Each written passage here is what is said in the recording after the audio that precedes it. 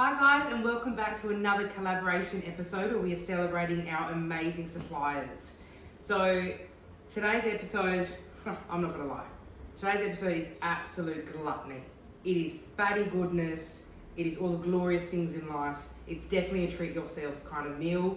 Put the calorie counting apps away and pick up the red wine and just embrace it, okay? The first supplier that we're celebrating today is City Larder.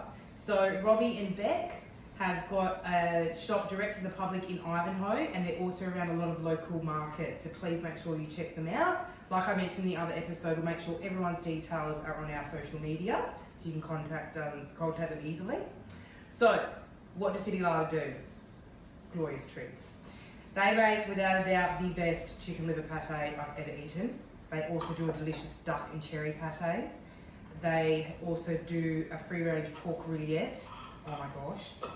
As well as delicious pickles. They make the most delicious custard and apple tarts, which are usually at the markets. If you get in there nice and early, you'll definitely be able to get one of those. They're just such a beautiful product. They're great for doing a charcuterie board, which is what I've done today, because I like to start meals with charcuterie boards sometimes. Now, they've done the work for you. They've put it in these gorgeous jars. You don't need to do a single thing apart from take the lid off. Ta-da! And when I say they are addictive and sensational, seriously, Robbie is like the pate whisperer.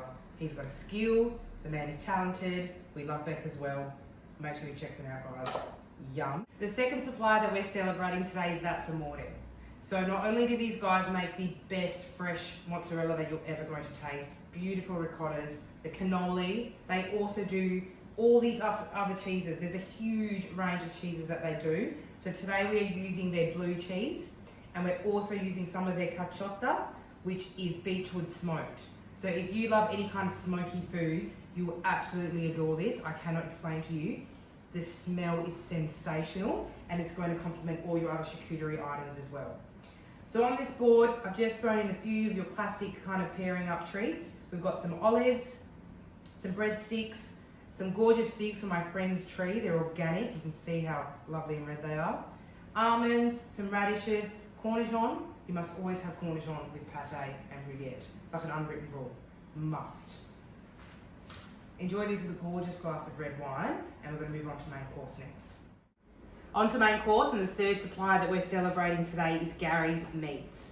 Now, Gary's Meats is well known around the hospitality industry in Melbourne for having some of the most incredible products. They absolutely do it with love and passion, and you can see it. They have a shop in the Paran markets, so if you're definitely near the Paran markets, please head down there and have a look. Every single thing that they do is just incredible and looks absolutely delicious. So today I am using one of their products. They're well known for aging meats. This is a gorgeous aged ribeye. If you get in and you can see, really beautiful there. Being very spoiled today with these products. I also here have got some gin pig bacon. So the gin pig bacon is sold at Gary's. It's the Berkshire pork. So Berkshire pigs have actually feasted on the spent botanicals of Four Pillars gin. So they kind of get a bit of flavour from that. And then during the curing process, they also add some of those botanicals in there as well, just so that flavour really develops. So this is absolutely gorgeous product. How I'm going to serve this today is, we are just going to pan fry this in a little bit of butter. I warned you all this was a fatty episode. We're going to pan fry this in a little bit of butter, and we're going to pop it in the oven until it's cooked. I'm serving it with my quick crushed potatoes, which I'll share in a moment. We're then going to do some gin pig Brussels sprouts and cavolo nero. And to finish this off, I'm making a simple butter. I'm going to make a tarragon, truffle and pepperberry butter. For my quick smashed potatoes, I have some Nicola potatoes here that I popped into boiling water with a couple of cloves of garlic. So you just cook them until they're lovely and soft in salted water, and then I'll show you how to finish them a bit later on. In our pan here, it's getting nice and hot. I'm going to add my butter. Woohoo! You know, just a touch of olive oil, just a little bit. Alright. The steak is going in. To this butter, and add some thyme.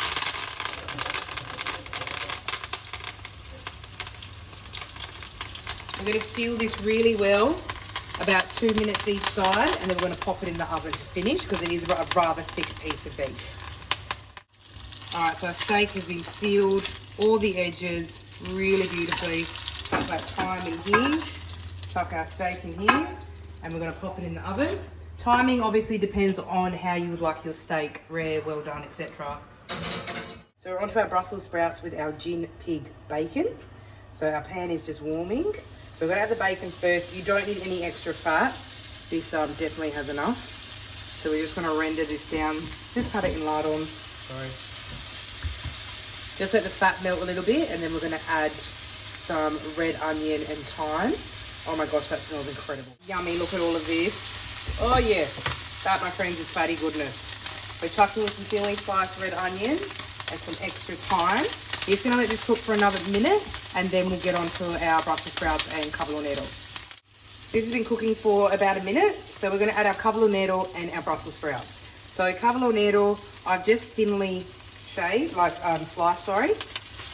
Put it in there, let it cook off. If you want, you can blanch this first. I don't, I quite like it like this. Mix it all in. Then let this cook down for a further minute before we add our Brussels sprouts. For just another minute, so I'm going to add my Brussels sprouts. Now my Brussels sprouts, I did blanch them in advance. So I've just cut them in half. I blanched them for about 4 minutes in some salted water, just to get rid of that real rawness. So we're going to add this in, give it a good stir. We're going to pop a lid on this and let it cook down just for another about 10-15 minutes. Plating time. So our steak went in the oven.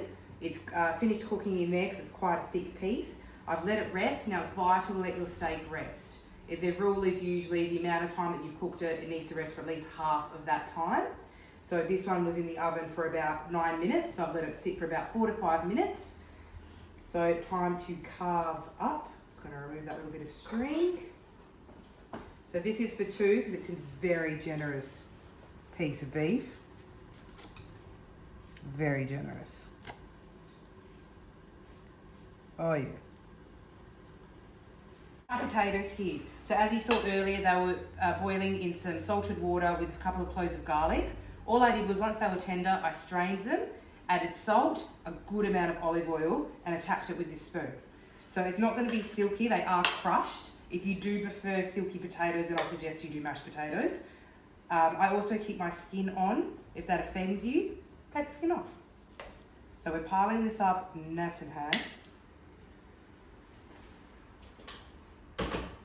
We are going to layer a delicious steak.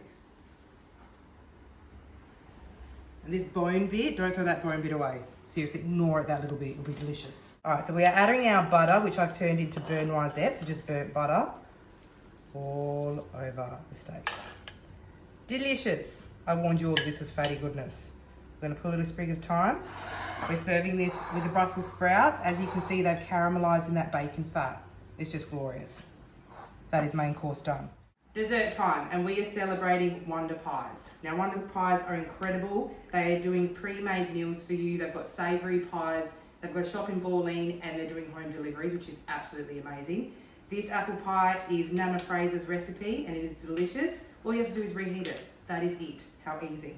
I hope you enjoy these recipes. As we said, all of them will be on our social media. Please make sure you support our amazing suppliers.